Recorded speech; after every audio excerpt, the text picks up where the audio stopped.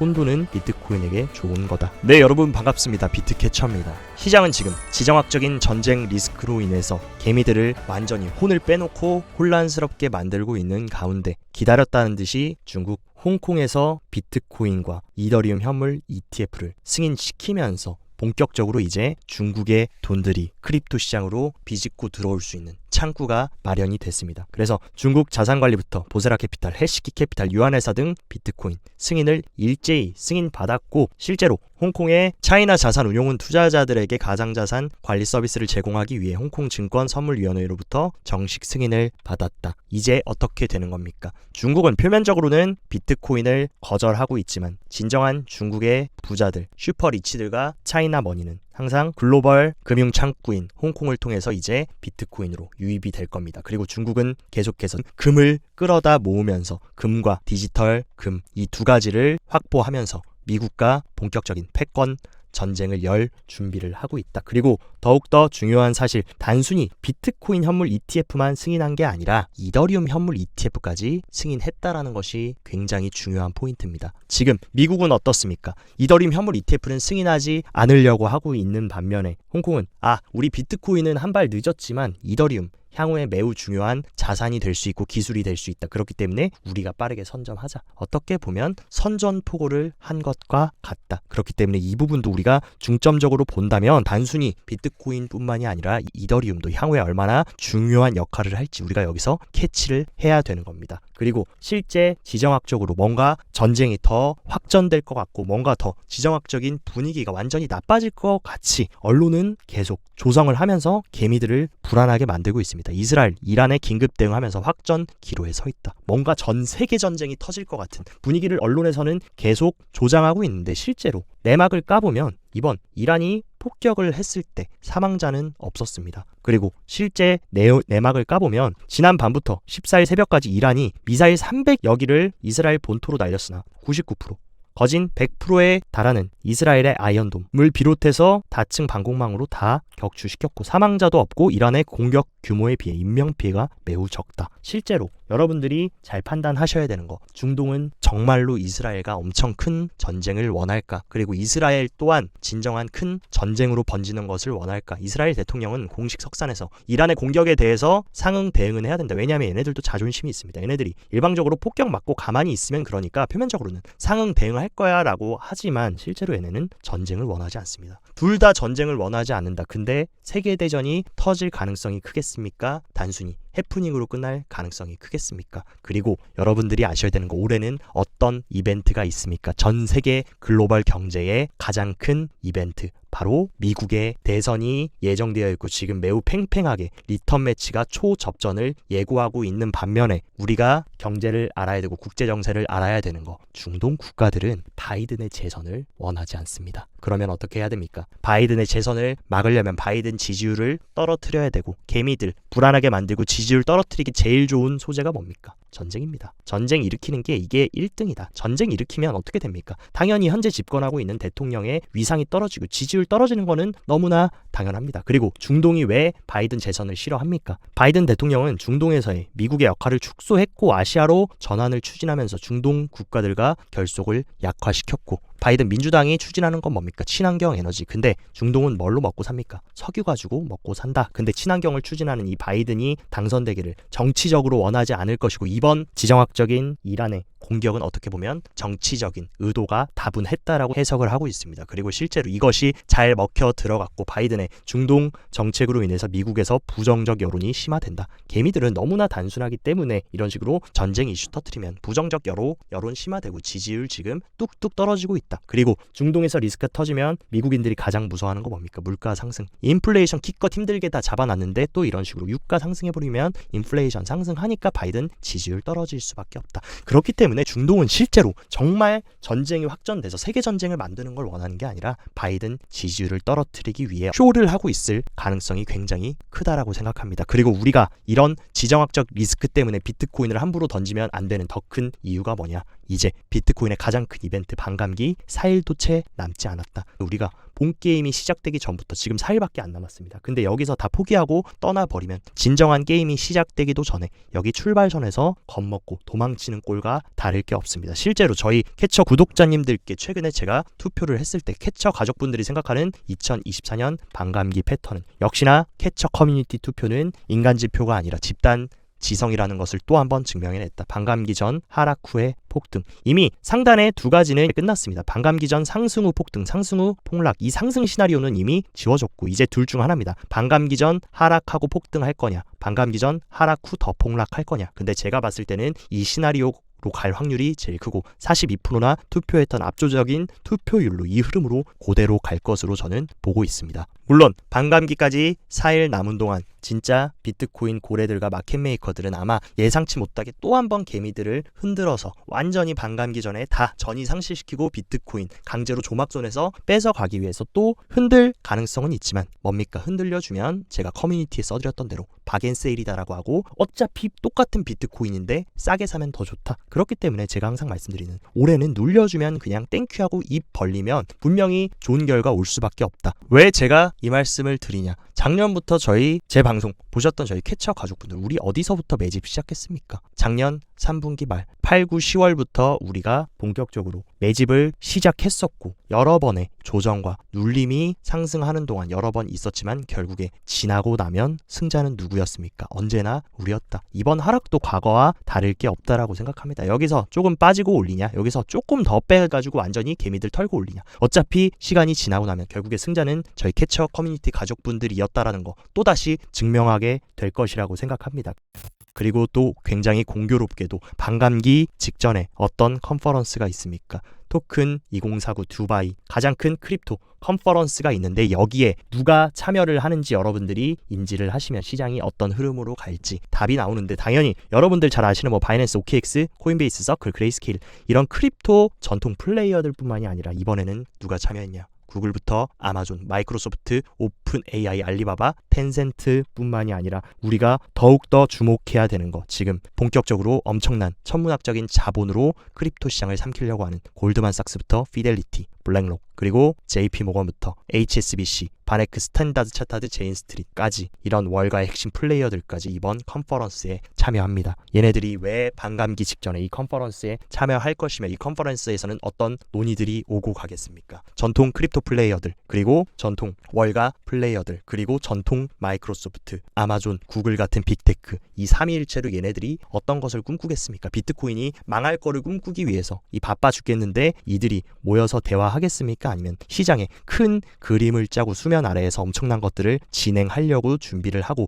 눈을 부릅뜨고 준비를 하는 것이겠습니까? 저는 당연히 후자가 될 수밖에 없다라고 생각합니다. 그리고 여러분들은 항상 국면을 봐야 됩니다. 지금까지 역대 3번의 반감기가 있었고 언제나 반감기 이후에는 비트코인이 신고점을 갱신하고 또 다른 신고점을 갱신해 줬던 거 그 과거의 기록들 100% 승률로 반감기 이후에 큰 대불장이 나왔던 사이클이 나왔던 것을 감안하면 지금이 딱 그 시기입니다. 반감기가 이제 딱 4일 남았으며 반감기 이전에 벌써 신고점을 갱신한 상황. 여기서 여러분들이 이번 조정 많이 빠진 것 같지만 월봉으로 보면 눈에 보이지도 않는 하락이다. 항상 말씀드렸던 거 가까이서 보면 폭락 같지만 멀리서 보면 우상향이고 사이클로 보면 대폭등이었다는 거. 결국에 이번 사이클도 과거와 마찬가지로 대폭등 사이클로 중장기적으로 흘러갈 수밖에 없다. 다만 제가 항상 주의 드렸던 거 알트코인들 무지성으로 아무거나 업비트에 있는 싸구려 알트코인들 사시면 어떻게 됩니까? 알트코인들 다 박살이 났다. 그렇기 때문에 제가 알트코인을 접근하실 때는 어쨌든 포트폴리오에 비트코인, 이더리움은 무조건적으로 절반 이상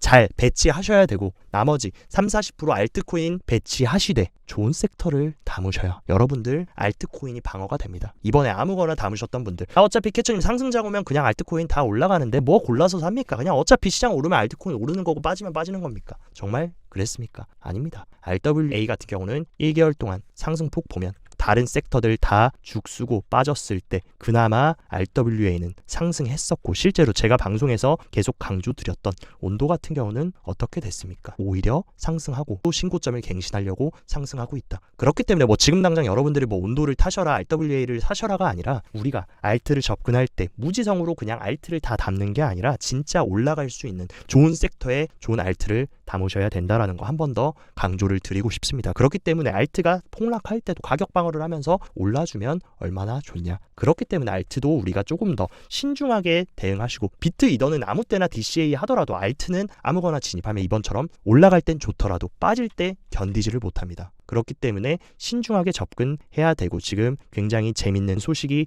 들렸는데, 전통금융 트레디파이 같은 경우는 퍼블릭 블록체인을 훨씬 더 선호한다. JP모건이 추진하고 있는 거 뭡니까? 오닉스 프로토콜 같은 경우는 자체 프라이빗 블록체인 플랫폼을 구축하려고 하는데, 반대로 가장 시장에 큰 블랙록은 퍼블릭 블록체인. 뭘 선호합니까? 이더리움을 선호하고 있다. 근데 굉장히 재밌는 사실, 지금 미국은 이더리움 현물 ETF 최종 승인을 지금 SEC가 고려를 하고 있고, SEC는 최근에 이상한 행동을 보였던 게 그레이스케일, 피델리티, 비트와이즈를 불러놓고 ETF 신청에 대한 논평 기간을 3주 동안 열었습니다. 근데 갑자기 미국이 이더리움 현물 ETF 출시하기도 전에 중국이 패권을 잡기 위해서 선수를 쳐버린 상황. 제가 봤을 때 미국 여기서 이더리움 현물 ETF 출시 안 하면 중국한테 이더리움 패권 완전 뺏겨버릴 수도 있고, 블랙록은 지금 RWA를 통해서 원대한 꿈, 실물 자산들을 전부 다 온체인으로 이동시켜서 다 디지털화하려는 이 원대한 꿈을 꾸고 있는데, 여기서 게리 겐슬러가 태클을 걸어버린다. 제가 봤을 때 쉽지 않은 상황이 될 수도 있습니다. 이번에 중국이 깜짝 이더리움 ETF, 현물 ETF 승인했기 때문에 미국도 생각이 조금 달라질 수 있고, 지금 테더 또한 토크나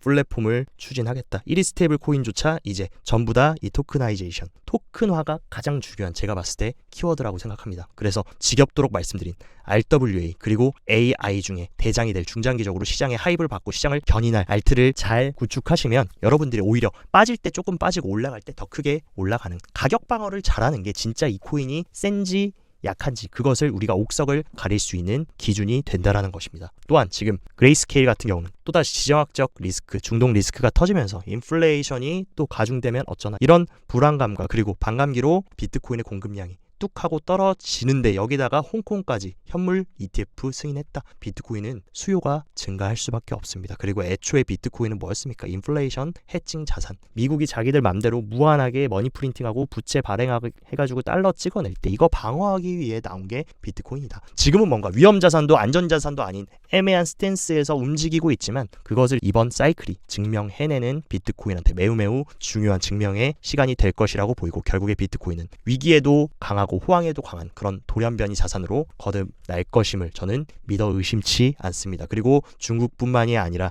일본도 발등에 불이 떨어졌기 때문에 즉각적인 암호화폐 세제 개혁 촉구한다. 일본 같은 경우는 암호화폐 세금 관련해서 굉장히 빡빡했었기 때문에 다들 암호화폐 투자를 꺼려 했는데, 이런 부분을 완화시키려고 하고 있고, 유럽 최대 경제국가인 독일의 최대 은행인 LBBW 은행 같은 경우는 크립토 커스터디 서비스를 본격적으로 제공하겠다. 근데 기업들의 수요 때문에 유럽에서도 지금 기관 뿐만이 아니라 기업들조차 이 가상자산에 대한 수요가 넘쳐나고 있습니다. 근데 이제 4일 뒤에 공급량까지 절반으로 줄어드는데, 지금 중국부터 홍콩 그리고 일본, 유럽까지 기관뿐만이 아니라 기업들의 수요까지 들어온다. 비트코인 중장기적으로 대폭락하겠습니까? 슈퍼사이클 나오겠습니까? 어차피 우리는 목적지는 알고 있다. 그러니까 흔들리지만 마시고 잘 구축해 나가시고, 홍콩은 지금 현물 ETF뿐만이 아니라 가상자산 협회에서 OTC 장외거래 라이센스 제도에 테더와 USDC까지 허용을 요청하면서, 완전히 중국은 앞에서는 비트코인 싫어하고 가상자산 싫어하는 척하면서 홍콩 뒤에 숨어가지고 모든 것들을 다 하려고 준비하고 있습니다. 왜냐하면 디지털 자산, 크립토가 정말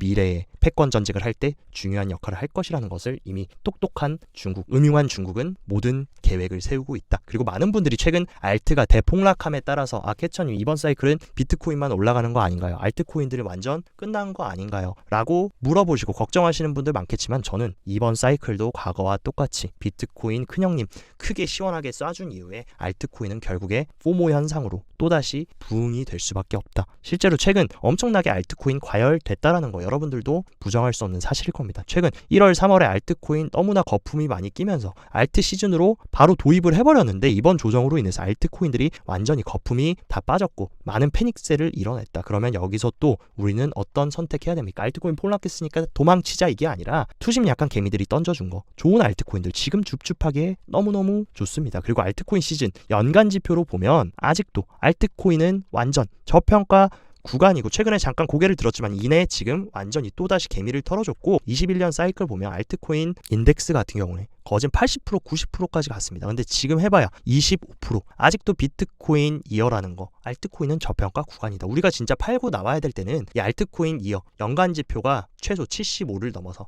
80, 90까지 됐을 때가 우리가 최종 매도를 고려해야지 여러분들이 지금 이만큼 빠졌다고 알트 다 털고 나오기보다는 오히려 좋은 알트 줍줍해야 된다. 다만 아무 알트나 사면 안 되고 좋은 알트를 골라내셔야 된다라는 거. 그리고 이더리움 현물 ETF가 정식으로 중국에 출시됨에 따라 이더리움도 우리가 조금 기대해봐야 되지 않을까. 과거 사이클을 보면 비트코인 10,000% 갈 때 이더리움은 41만 프로 갔고 두 번째 21년 불장 때 비트코인 2000% 올라갈 때 이더리움은 6000% 올라갔습니다. 근데 벌써 비트코인 이번 상승 사이클에서 300% 올랐는데 이더리움은 200%밖에 오르지 못했다. 이 얘기는 뭐냐? 비트코인에 비해서 상대적으로 지금 이더리움은 저평가 구간이다. 당연히 이번에 또다시 알트코인들이 무너지는 거 보고 이더리움에 대해서 불안할 수도 있지만 중국이 왜 이더리움 현물 ETF도 같이 승인했을까? 여기에 물음표를 던져보면 정답이 나오지 않을까라고 생각하고 그리고 Realized Profit Loss Ratio를 한번 여러분들이 체크하면 실현 손익 비율 그러니까 지금 시장에 수익을 보고 파는 사람이 많냐 손실을 보고 파는 사람들이 많냐라고 물어보면 엄청나게 손실을 보고 파는 사람들이 많다. 근데 과거에도 손절이 나왔던 구간은 언제나 굉장히 좋은 저점의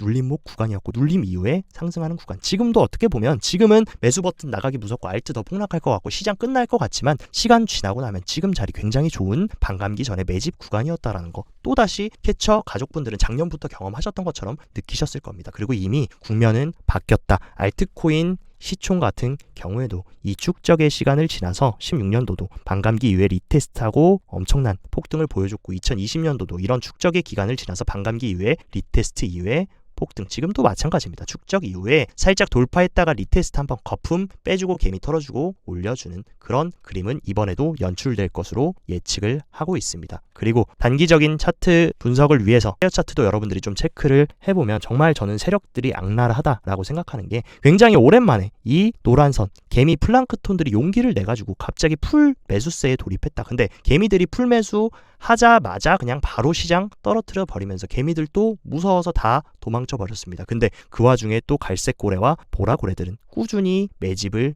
유지하고 있고 상단에 어쨌든 간에 73K, 74K 위에 의미 있는 매도벽이 위치하고 있지만 충분히 이 구간 다시 두드려 줄 수 있는 자리라고 저는 생각합니다. 그리고 충분히 더 빠진다라고 해도 60K 깨도 괜찮다. 뭡니까? 항상 말씀드렸던 거. 중장기적인 뷰를 보고 가시는 분들은 가격이 하락해도 즐겁고 올라도 즐겁다. 가격이 하락하면 내가 싸게 사고 싶었던 포트 구성하고 싶었던 코인 더욱더 싸게 수량 모으기 좋아서 좋고 올라가면 올라간 대로 작년부터 잘 DCA 해왔기 때문에 좋다. 그렇기 때문에 저희는 겁먹을 게 없습니다. 그리고 시장이 불안할수록 빛을 보는 자산이 뭡니까? 세일러 형님도 오늘 트위터에 올려줬습니다. 혼돈은 비트코인에게 좋은 거다. 비트코인은 오히려 불안정하고 뭔가 막 전 세계 국제 정세 흐름부터 지정학적인 위기 불안이 증폭될 때 사람들이 찾게 되는 게 바로 비트코인이다. 그러니까 오히려 불안한 것이 중장기적으로는 비트코인이라는 자산이 더욱더 가치를 인정받고 떠오르기 위해서 중요할 수 있다라는 점 항상 명심하셨으면 좋겠습니다. 오늘 영상도 시청 진심으로 감사드리고 영상 도움되셨다 하시면 좋아요, 구독 눌러주시고 더 자세한 투자 전략 궁금하다 하시면 영상 하단 고정 댓글에 제가 운영하는 텔레그램 정보방 활짝 열어놨으니까 이쪽으로 입장하셔서 정보 참고하시고 성공적인 투자 계속 이어나가시길 바랍니다. 오늘도 시청 진심으로 감사드리고 여기까지 비트캐쳐였습니다.